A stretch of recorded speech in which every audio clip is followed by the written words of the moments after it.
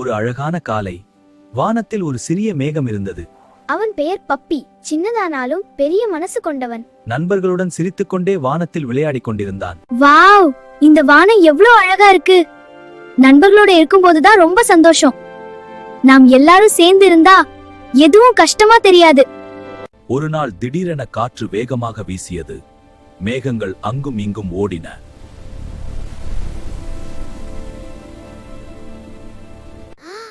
ஐயோ, என்ன நடக்குது?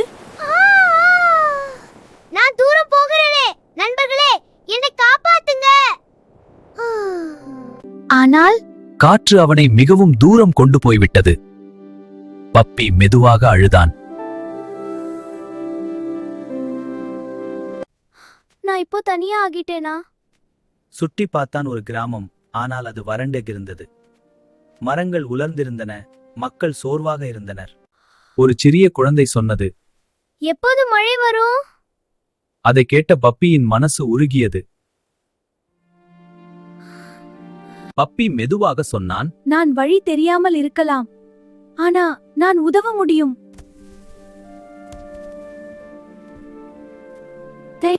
அவன் தன்னையே தைரியப்படுத்திக் கொண்டான். நான் மழையாக மாறுவேன். அவன் மெதுவாக மழையாக பெய்ய ஆரம்பித்தான். முதல் துளி விழுந்தது. பிறகு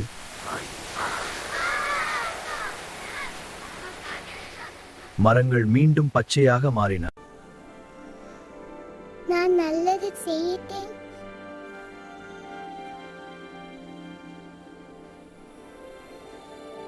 அந்த நேரம் மெல்லிய காற்று மீண்டும் வந்தது. அது பப்பியை மெதுவாக தூக்கி அவன் நண்பர்களிடம் கொண்டு சென்றது. நீ ஒரு சாதாரண மேகம் இல்ல, நீ ஒரு ஹீரோ. ஆமா, நீ ஒரு ஹீரோ.